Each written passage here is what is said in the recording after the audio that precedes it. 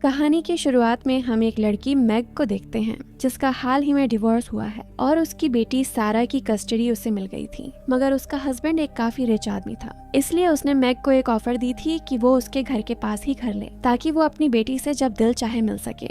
इसीलिए मैग एक ब्रोकर के थ्रू घर ढूंढ रही है। ब्रोकर उसे उसके एक्स हस्बैंड के घर के करीब एक घर दिखाता है। वो बताता है कि यह घर एक बूढ़े आदमी का था जो इस घर में अकेला ही रहता था। क्योंकि वह अपाहज था इसलिए उसने इस घर में लिफ्ट भी बनवाई थी। कुछ समय पहले इस घर का मालिक गुजर गया था, मगर पता नहीं कि उसने अपनी सारी दौलत का क्या किया। उसके बच्चों को उसकी दौलत में से एक पैसा नहीं मिला, बस ये घर ही मिला था। इसलिए वो लोग ये घर सेल कर रहे हैं। वो मैग को सारा घर दिखाता है। फिर वो उसे फर्स्ट फ्लोर के एक बेडरूम में लेकर आता है जहाँ वो मैग को एक सीक्रेट रूम दिखाता है। वो बताता है कि यह एक पैनिक रूम है और इसमें एक हफ्ते तक सरवाइव करने के लिए खाना पानी मौजूद है, क्योंकि आए दिन घरों में चोरी होती है। इसलिए अमीर लोग अपने घरों में ऐसे पैनिक रूम्स बनाते हैं। इस रूम को मजबूत स्टील से बनाया गया है। इस रूम में एक फोन भी मौजूद है और पूरे घर पर नजर रखने के लिए CCTV मॉनिटर भी मौजूद होते हैं। मैग पूछती है कि आप कैसे कह सकते हैं कि यह दरवाजा खुल नहीं सकता। वो बताता है कि यह दरवाजा भी स्टील का बना हुआ है और बस जो इस रूम में होगा वही इसे खोल या बंद कर सकता है।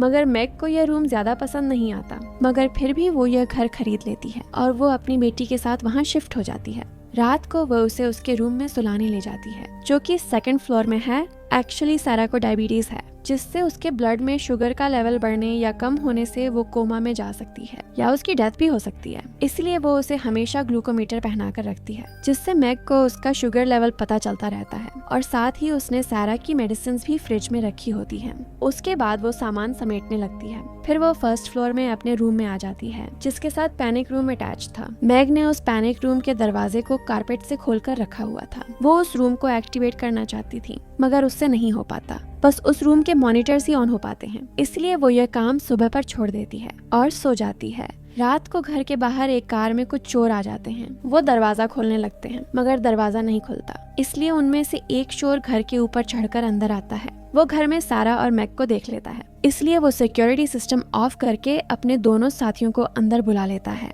उनमें एक का नाम जूनियर, दूसरे का नाम बर्नम और तीसरे का नाम राहुल होता है।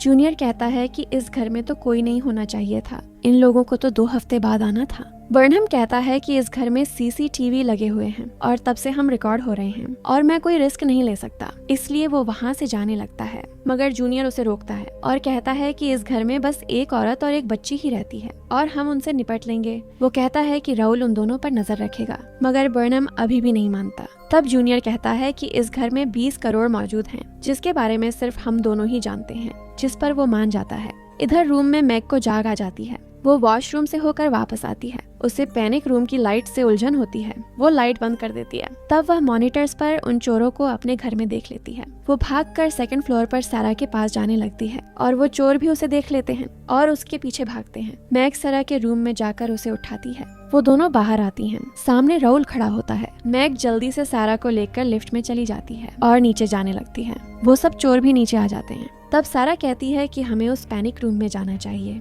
इसलिए वो दोनों ऊपर जाने लगती हैं। वो दोनों भागकर उस रूम में जाने लगती हैं। उन चोरों के पकड़ने से पहले ही वो दोनों पैनिक रूम में आ जाती हैं। जूनियर को काफी गुस्सा आता है। वो कमरे का सामान तोड़ने लगता है। आवाज सुनकर बर्नम भी ऊपर आता है। वो भी काफी परेशान हो जाता है कि वो दोनों पैनिक रूम में चली गई हैं। अंदर मैग की नजर उस फोन पर पड़ती है। वो पुलिस को कॉल करने लगती है, मगर कॉल नहीं लगती। उसे याद आता है कि उसने अभी इस फोन की लाइन ऑन नहीं की थी। सारा काफी परेशान हो जाती है। मैग उससे कहती है कि वो यहाँ अंदर नहीं आ सकते।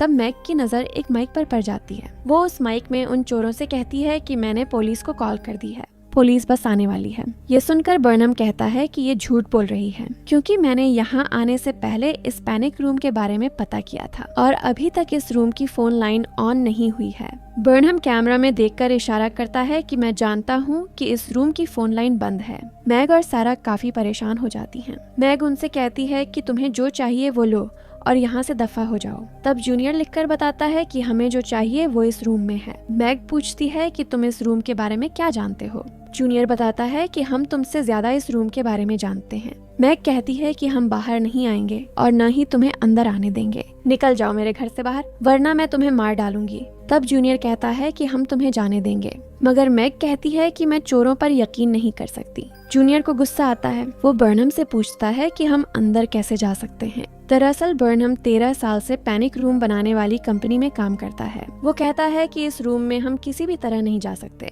इस रूम को बनाया ही इसलिए गया है कि कोई बाहर से उस रूम में ना आ सके, और इसीलिए हमें किसी तरह उन्हें बाहर निकालना होगा। जूनियर कहता है मगर हम उन्हें बाहर निकालें कैसे? बर्नम बोलता है ये काम तुम मुझ पर छोड़ दो। फिर वो सब घर के दरवाजे खिड़कियां सील करने लगते हैं। मैग और सारा ये देखकर काफी घबरा जाती हैं। तभी उन्हें नीचे से कुछ आवाज आने लगती है, क्योंकि राहुल और जूनियर नीचे से जमीन तोड़कर ऊपर जाने की कोशिश कर रहे होते हैं। बर्नम उन्हें ऐसा करने से रोकता है। वो बताता है कि अगर तुमने ये छत तोड़ ली तब भी उसके आगे एक 3 इंच का स्टील है, उसको कैसे तोड़ोगे? मगर वो नहीं रुकते। रूम में मैग और सारा चिल्लाकर नेबर्स से हेल्प लेने की कोशिश करती हैं, मगर उनकी आवाज बाहर नहीं जाती। अब बर्नम एक दीवार तोड़ने लगता है, मगर उसके आगे स्टील था, इसलिए वो ड्रिल मशीन से सुराख कर देता है। दरअसल उसने वेंटिलेशन के कंपार्टमेंट में सुराख किया था, जो उस पैनिक रूम से अटैच था। फिर बर्नम एक सिलेंडर से पाइप अटैच करके उस सुराख में भेजता है और हल्की गैस रूम में छोड़ देता है, जिससे मैग और सारा का सांस घुटने लगता है। बाहर राहुल सिलेंडर की गैस तेज करने लगता है,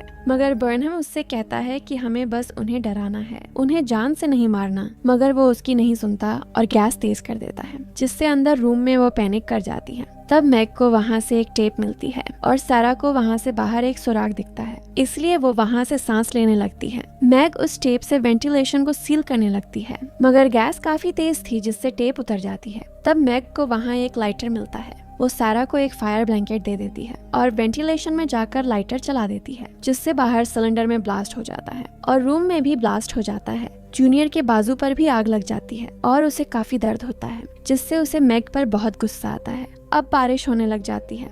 सारा के दिमाग में एक आइडिया आता है। वो एक टॉर्च लेकर उस होल से सामने वाले घर में लाइट मारती है, मगर उस घर में वो सो रहे होते हैं। सारा काफी देर लाइट ऑन ऑफ करती है। सामने वाले घर में से एक आदमी उठ जाता है। उसे देखकर वो दोनों हेल्प के लिए चलाने लगती हैं, मगर बारिश के शोर की वजह से उसे आवाज नहीं आती और वो खिड़की के पर्दे बंद कर लेता है। अब वो दोनों पूरी तरह से टूट जाती हैं।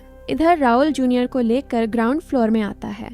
राहुल उससे कहता है कि अब खतरा बहुत बढ़ गया है, इसलिए पैसे सब में बराबर बटेंगे, जिस पर जूनियर को ना चाहते हुए भी मानना पड़ता है। तब जूनियर उसे बताता है कि इस घर का जो मालिक था वो मेरा बाप था।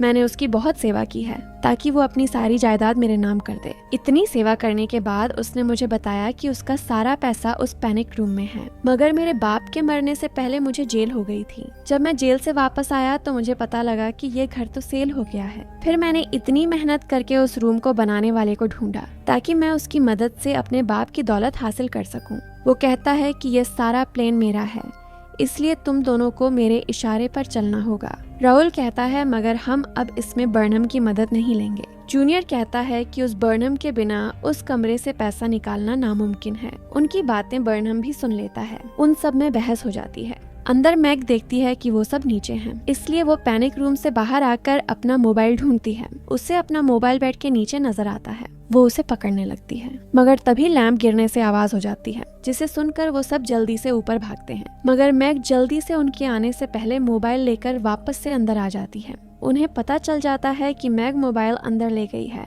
मैग कॉल करने की कोशिश करती है, मगर वहाँ सिग्नल्स नहीं आते और बर्नम को भी ये बात पता थी। अब मैग को एक आइडिया आता है। उसको याद आता है कि फोन की मेन लाइन ऑन है। अगर वो उस वायर को ढूंढ लें तो वो उस फोन को वायर से कनेक्ट कर सकते हैं। इसलिए मैग वायरिंग कैबिनेट खोलकर देखती है। वहाँ पर उसे फोन की वायर मिल जाती है। सारा जल्दी से उसे फोन उतार कर देती है। मैग वो वायर उस फोन से अटैच कर लेती है। बर्नम भी ये देख लेता है। वो जल्दी से मेन लाइन बंद करने के लिए बेसमेंट में भागता है। उसे वहाँ फोन की वायर ढूंढने में काफी टाइम लग रहा था। ऊपर मैग पुलिस को कॉल करती है, मगर कॉल कनेक्ट होने में टाइम लग रहा था, इसलिए सारा कहती है कि डैड को कॉल करें। मैग जल्दी से उसे कॉल करती है। वो फोन उठा लेता है। मैग उससे कहती है कि यहाँ 3। बस उसका यह कहना ही था कि नीचे राहुल हथौड़े से सारी वायर्स पर वार कर देता है और शॉर्ट सर्किट हो जाता है, जिससे मैग का फोन भी डिस्कनेक्ट हो जाता है। मैग और सारा फिर से नाकाम हो जाती हैं, मगर मैग सारा को हिम्मत देती है कि तुम्हारे डैड ने कोई तो बात जरूर सुनी होगी और मदद के लिए जरूर आएंगे। अब सारा का शुगर लेवल कम होने लगता है। मैग वहाँ पड़े फ्रिज में से कोई स्वीट ढूंढने लगती है, मगर उसे कुछ नहीं मिलता। वो सारा को हिम्मत देती है। इस तरफ अब जूनियर को अपने जख्म पर काफी दर्द हो रहा था, इसलिए वो कहता है कि ये प्लान फेल हो चुका है और मैं कोई और मुसीबत नहीं चाहता, हमें यहाँ से जाना चाहिए। ये कहकर वो उन दोनों को कुछ पैसे देने लगता है। वो कहता है कि मैं तो यहाँ अपने बहन भाइयों से छिपकर यहाँ सारे पैसे खुद लेने आया था, मगर अब मुझे कानूनी तरीके से ही हासिल करने पड़ेंगे, जिससे सारे पैसे मेरे 5 बहन भाइयों में बांटे जाएंगे। हिस्से निकालकर टैक्स वगैरह देने के बाद मुझे 80-90 लाख तो मिल जाएंगे। ये सुनकर बर्नम कहता है कि मतलब यहाँ 20 करोड़ से भी ज्यादा पैसे मौजूद हैं। तुमने हमसे झूठ बोला था। जूनियर कहता है कि हाँ, मैंने झूठ बोला है, मगर अब सच जानकर भी तुम क्या कर लोगे? और अगर तुम लोगों ने वो पैसे निकाल लिए तो मैं तुम दोनों के बारे में सब जानता हूँ, मैं तुम दोनों को जेल में करवा दूंगा। ये बोलकर वो वहाँ से जाने लगता है। वो जैसे ही दरवाजा खोलता है तभी राहुल पीछे से उसे शूट करके जान से मार देता है। ये देखकर बर्नम शॉक्ड रह जाता है। ऊपर मैग और सारा भी ये देखकर डर जाती हैं। तभी वहाँ एक आदमी आ जाता है। राहुल उसे अंदर लाकर मारने लगता है, मगर बर्नम उसे ऐसा करने से रोकता है। राहुल उसे गन पॉइंट पर डराता है और उसे इस आदमी का नाम पूछने को कहता है। जब वो उसका वॉलेट देखता है तो उसे पता चलता है कि ये मैग का हस्बैंड है। बर्नम पूछता है कि क्या तुम्हें तुम्हारी वाइफ ने बुलाया है, जिस पर वो कहता है हाँ। तब राहुल उससे कहता है कि क्या तुमने पुलिस को कॉल की है? वो बताता है कि मैंने किसी को कॉल नहीं की, जिस पर वो मान जाते हैं। फिर राहुल बर्नम पर गन तान कर कहता है कि मुझे उस रूम में लेकर जाओ, वरना तुम्हारा हाल भी जूनियर जैसा होगा। बर्नम कहता है कि उस दरवाजे को खोल पाना नामुमकिन है, मगर मेरे पास एक आइडिया है। वो मैग के हस्बैंड का वॉलेट कैमरा में उन्हें दिखाता है। फिर राहुल उसे मारने लगता है। मैग का हस्बैंड कहता है कि दरवाजा मत खोलना, जिस पर राहुल उसे बहुत मारता है। बर्नम कहता है कि दरवाजा खोल दो। ये देखकर वो दोनों काफी डर जाती हैं। बर्नम उसे रोकता है और कैमरा पर एक कपड़ा रख देता है।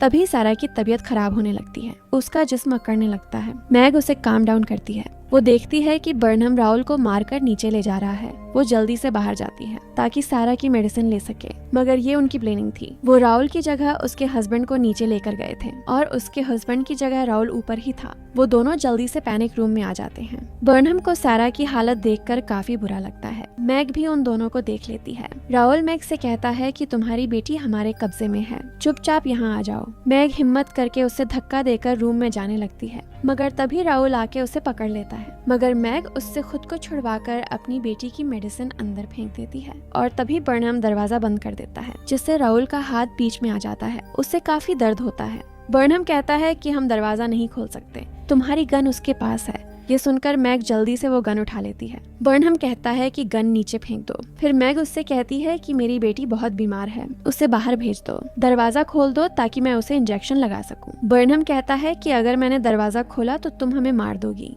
मैग कहती है तो फिर तुम उसे इंजेक्शन लगा दो। फिर बर्नम वो इंजेक्शन लेकर सारा के पास जाता है। वो उससे पूछता है क्या तुम ये खुद लगा सकती हो? सारा कहती है नहीं। वो पूछता है कि अगर तुमने ये इंजेक्शन ना लगाया तो क्या होगा? सारा कहती है मेरी मौत। मैग दरवाजा पीटने लगती है। फिर बर्नम कहता है अपनी गन नीचे फेंक दो और नीचे चली जाओ, फिर मैं तुम्हारी बेटी को इंजेक्शन लगा दूंगा। मैग नीचे जाती है तो बर्नम दरवाजा खोलकर राहुल का हाथ निकाल देता है। फिर राहुल मैग से कहता है कि अगर तुम घर से बाहर गई या पुलिस को कॉल करने की कोशिश की तो मैं तुम्हारी बेटी को जान से मार दूंगा। मैग उनसे रिक्वेस्ट करती है कि प्लीज मेरी बेटी को इंजेक्शन लगा दो। फिर बर्नम सारा से पूछकर उसे इंजेक्शन लगा देता है। बर्नम कहता है हमारा तुम लोगों को नुकसान पहुंचाने का बिल्कुल इरादा नहीं था। वो मैग को बताता है कि मैंने आपकी बेटी को इंजेक्शन लगा दिया है, हम बस जल्द ही अपना काम खत्म कर लेंगे। फिर बर्नम जमीन से कारपेट हटाता है और वहाँ पर एक लॉकर होता है। वो एक मशीन से लॉक खोलने लगता है। तभी बाहर पुलिस आ जाती है, जो मैग के हस्बैंड ने यहाँ आने से पहले बुलाई थी। मैग उनसे कहती है कि मैं देख लूंगी। वो दरवाजा खोलती है और ऐसे एक्टिंग करती है जैसे सब नॉर्मल हो। ऑफिसर उससे कहता है कि कुछ देर पहले आपके हस्बैंड ने कॉल की थी कि आप खतरे में हैं। मैग कहती है ऐसी कोई बात नहीं है, मैं बिल्कुल ठीक हूँ। वो किसी तरह उन्हें वहाँ से भेज देती है। फिर बर्नम वो लॉकर खोलने लगता है। इसी बीच मैग वहाँ के सारे कैमरास तोड़ने लगती है। उसे ऐसा करते वो दोनों भी देख लेते हैं, मगर वो इस पर ज्यादा ध्यान नहीं देते और बर्नम अब वो लॉकर खोल लेता है। उन्हें उसमें से सिर्फ 22 करोड़ रुपए के चेक मिलते हैं। इतने में मैग अपने हस्बैंड के हाथ में गन पकड़ा देती है। अब वो दोनों सारे पैसे लेकर वहाँ से बाहर आते हैं। राहुल सरा को भी अपने साथ ले आता है। वो लोग नीचे आते हैं। तभी मैग का हस्बैंड एक लाइट चला देता है और उन पर गन तान देता है। बर्नम कहता है आपकी बेटी बिल्कुल सेफ है, हम बस पिछले दरवाजे से चले जाएंगे। बर्नम राहुल को उसे छोड़ने को कहता है। तभी वहाँ पर मैग आकर एक हथौड़े से राहुल पर अटैक कर देती है, जिससे वो नीचे गिर जाता है। बर्नम जल्दी से वहाँ से भागने लगता है। तभी राहुल वापस उठकर मैग पर अटैक कर देता है। वो उसे बहुत मारता है। सारा कुछ इंजेक्शन से उसे मारने लगती है, मगर राहुल उसे मारकर पीछे कर देता है।